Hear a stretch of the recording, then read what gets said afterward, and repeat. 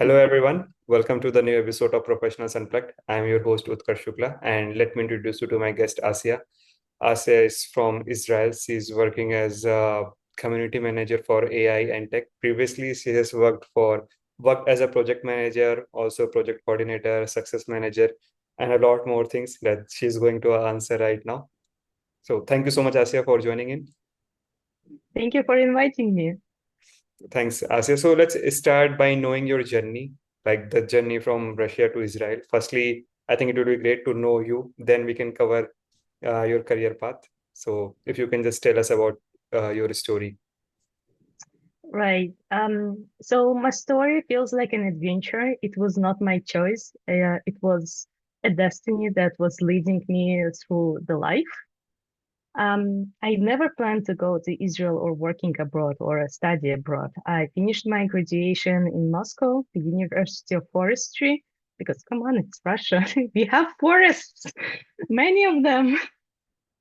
And unfortunately, then my brother said, I have such a tingly sensation when I'm walking. And after the several months in the hospital, he was diagnosed that he has a blood cancer. So what we can do, we can treat it in Moscow or going somewhere.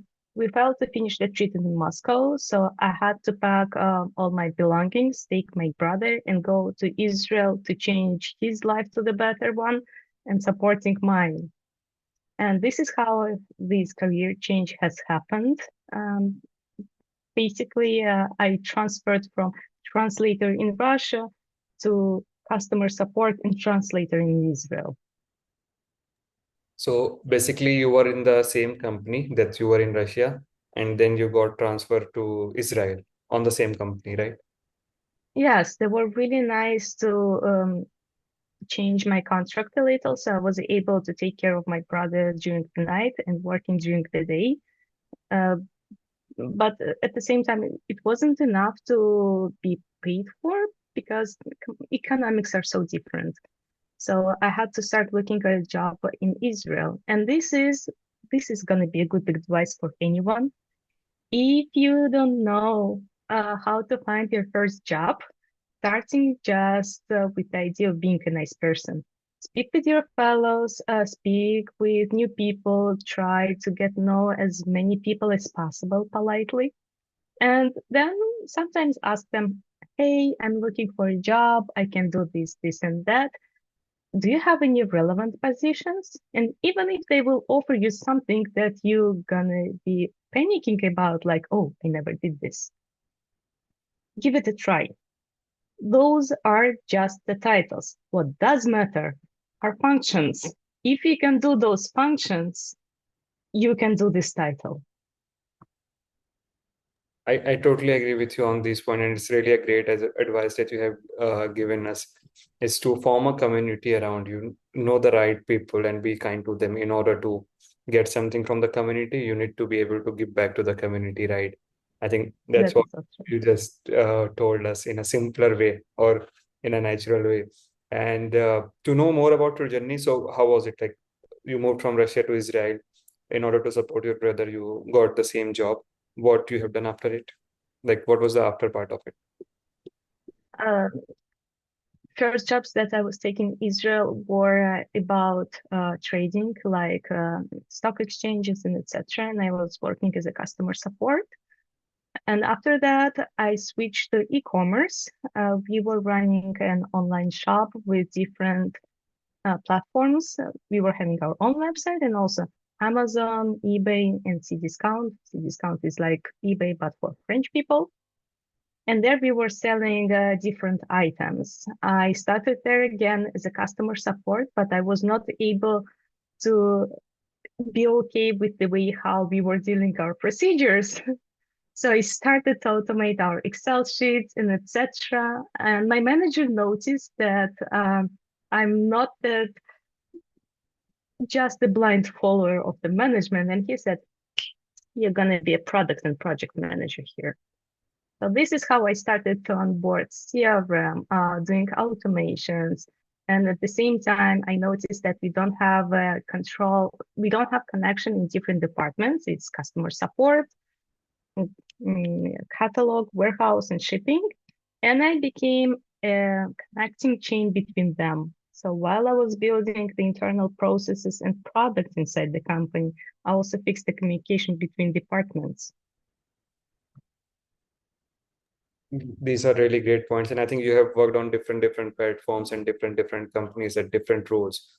So one question arises from this is nowadays people are mostly concerned what is a happy working environment or what is a healthy work environment, right?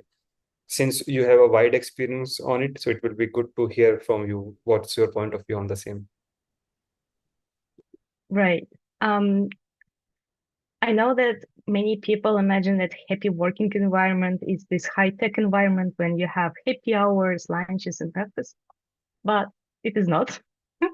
Those are the happy environment are nice people and how emotional intelligent they are and how do they treat themselves and you during the communication in the chat. After e-commerce, I got into high tech. I was dealing with startups, and now I work for one of the biggest companies in the world, which is Playtika, and we do mobile games. And in Playtika, every team is wonderful because we say thank you and we react with thank you on almost any message that we have. If you will ever check my chats on Teams with my colleagues, you will see that I have more hearts than anyone sees during the Valentine's Day. So that is a happy environment. That is really a great point to hear, to have more hearts on your chats you receive on Valentine's Day. So it's like you have those kind of respect for each other in teams, in your colleagues. That's a really important thing to have. That's how what makes a great environment to work with, where people appreciate and love your work and want to work with you. So it's really great to know about it. And you have mentioned you have switched your career from a translator to e-commerce now to this gaming company. How you feel like how and when you should switch your career or career path or career roles? What's your point of view on it? Sometimes it is your decision to change your career because you're maybe not happy with what you're doing or why you're doing this. Sometimes it is not your choice, it is life choice. I joined Playtika because I was good at solving problems and I was understanding that technical people have such a big, um, I would say, a block. It is it is the wall that they cannot break, never, is to be visible on social media and to communicate with other people. Uh, And I was feeling honestly such a sorrow about this. I know that the words that I'm pronouncing are kind of like too big and too heavy, but that is what it was. I was feeling sorrow that people who are driving our quality life and doing the innovations, they're not able to share the passion, to share the passion with others. So once I got this opportunity, it was like, yes, that is my mission. I will help any of them to find their voice and to tell how this magic in your phone is happening, how AI bots are working, how we help people to realize what is their to-do list for this day, or how we help people to express themselves better during the communication with the game or with the chatbot. Yes, I think that is a really important point for anyone in any field to be able to express themselves and to express the work that they are doing. Because if you are going to keep that knowledge with you, or if you are not able to communicate the same with others, it's going to be rusted. And even you yourself is going to forget it after sometimes if you don't know how to communicate it or how to share it with the world, right? So I think that's a very good job that you're doing and a very needed job, I can say, because nowadays people are more concerned toward their jobs and their careers that they forgot how to communicate with people or how to share what they are doing, right? And it's great to know from you that you are doing it. So, and you also told like how you are doing it, right? So if I ask you, what are the challenges that you face while dealing with people? Because since they're not able to communicate, right? So how do you make them communicate and what's the secret behind it? Oh, oh. Uh, Of course, there are no threats there, obviously. It is always voluntarily. There are many things. First of all, they have to expect, they need to know what they will expect in communication with you. So I'll set up the meeting and I'm putting on agenda what's going to be discussed. And that is putting their armor down. And during our communication, I'll also try to ask the questions, the right one. Let's imagine if the person is AI architect and he is saying that I was finishing this project lately, but I'm not satisfied with it because nobody is using it and I'm not going to be seeing results in the next 3 years. And then he continues his story. I'm stopping him there saying like, oh, project. Oh, can you tell me more about this? Why did you do this? Oh, and what was the most interesting part of that?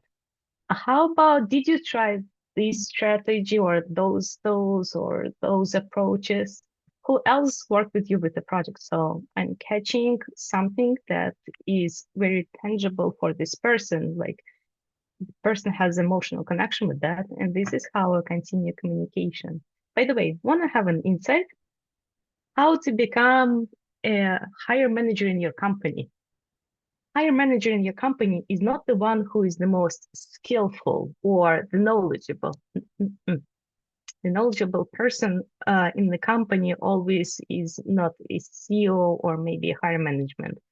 People who are ruling other people are just good communicators. They listen carefully, they find a way how to make a deal with other people, and they know how to negotiate.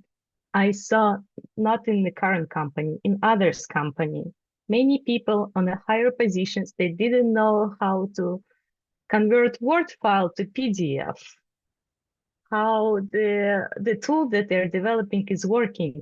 But they were on the C level and they were extremely charming. How do you think they got there? By Could you communication. please repeat them?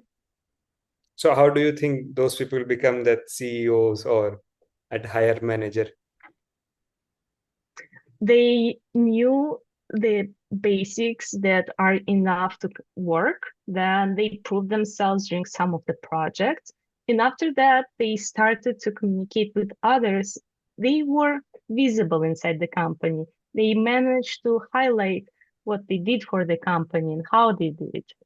Because they were talking about the sales, everyone forgot who was the source, but the information was forwarding from one person to another. And as a result, those people got into the management.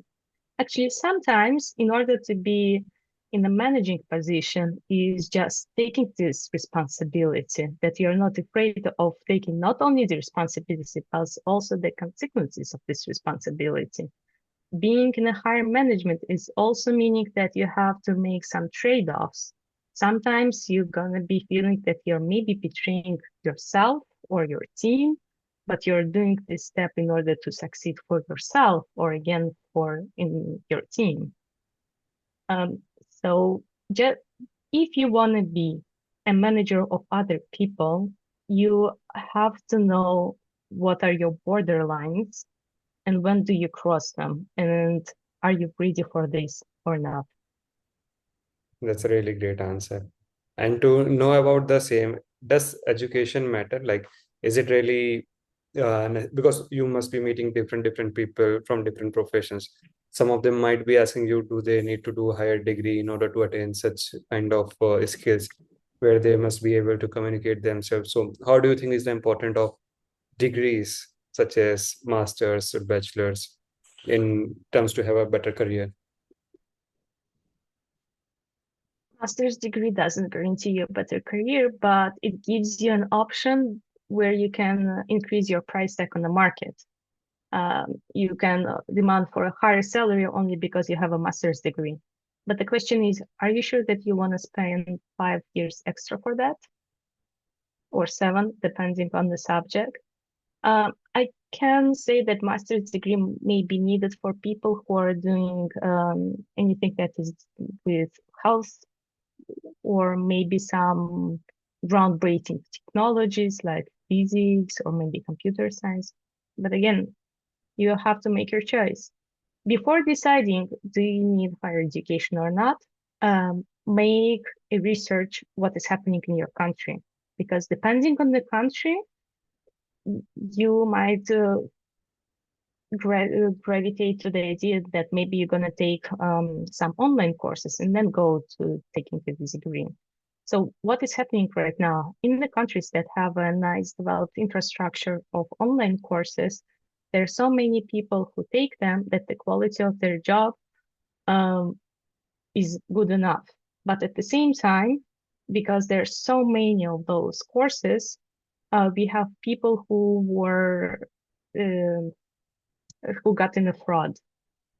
So as a result, the developed countries have problem that people cannot be hired because HR thinks that maybe those people got a fraud course and they don't have skills.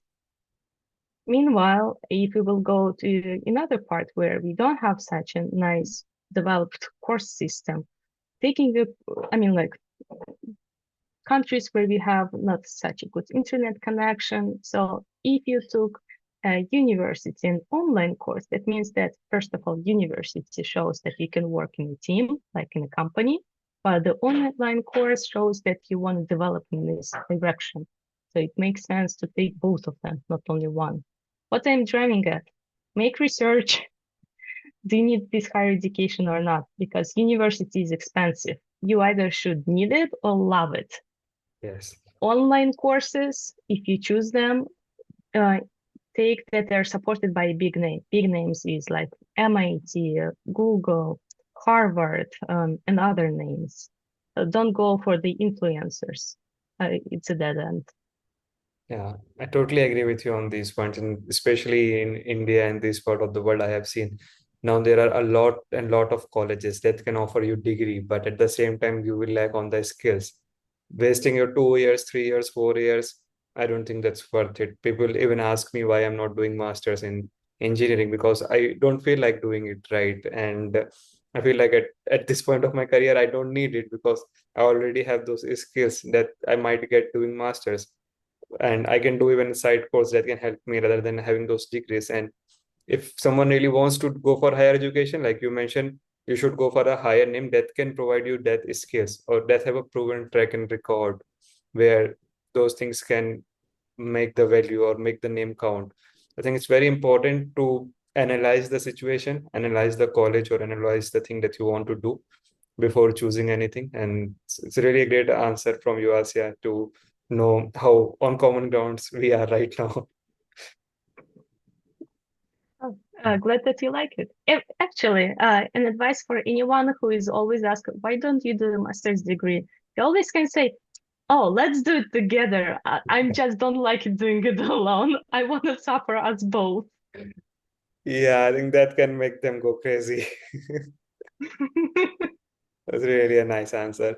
So, coming back to the questions, I think we covered a lot of things. And if asking about you, you have gone through a lot from like Israel, from Russia to Israel, and now doing a great job in that gaming company. So, what's next for you? What's your dream in terms of professional and personal life, if I may ask you? Sure. So if we will speak about uh, career goals, because I have dreams and I have career goals. My career goal is to stop working from contract to contract, from project to project. I want to work for one company for many, many years because every time when I switch the company, it's like I'm switching the family, and it is not a nice feeling for me.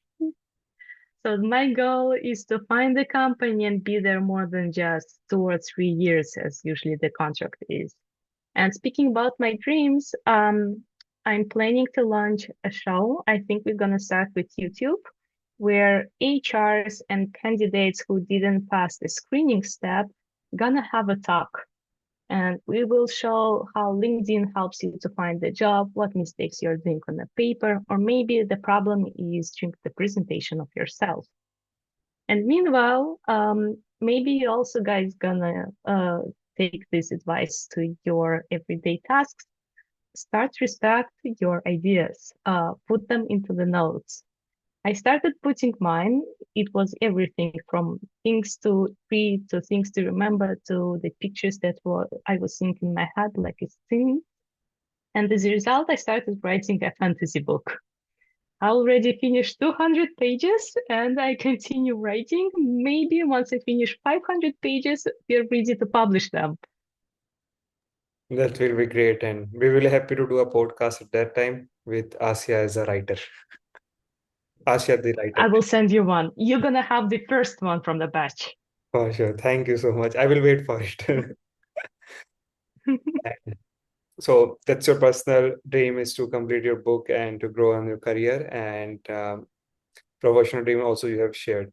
And among all these things, you have already shared a lot of advices to us as well. But if I ask you um, any advice from your entire journey, from both personal and career life, what you would like to give us? You have to separate what are the emotions and what are the actual facts. You might know many big terms like FOMO, imposter syndrome, and etc. Those are the emotions. Uh, you're always gonna have them. You're always gonna feel that you're not good enough or you failed somewhere. This is just the emotion. Uh, and actually, everyone have them. They have those emotions have everyone except people who are actually the imposters. I'm speaking about criminals and fraud companies. So you don't worry. Just think, okay, if you fail, what are you gonna do? Are you gonna stop and freeze at one place, or are you gonna move forward? If you're afraid to fail, so what are you gonna do? Are you gonna still being at the same place and doing nothing because something bad gonna happen, or you gonna do something? Always rely on data, always rely on facts. If you're not sure that you're thinking positively or right, speak with some of your peers. If you don't have any peers, there are many AI chatbots that are extremely positive, and I'm extremely jealous how nice they are. I will never be such a nice person as the nice bot they are.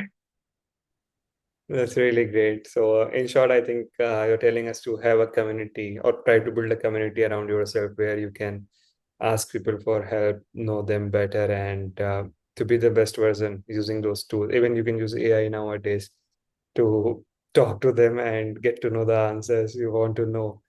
And even there are coaches nowadays available, life coach, career coach. You can talk with them as well. Even Mhm. any community managers as well. So these are really good things I think Asha that we just talk on. And it's really nice to know you. So thank you so much for sharing your insights. It was a great episode and learning for me as well. So keep inspiring and keep shining. Thank you. It was a great pleasure. I promise to shine bright as a diamond. Sure. Thank you so much. Bye bye. Bye.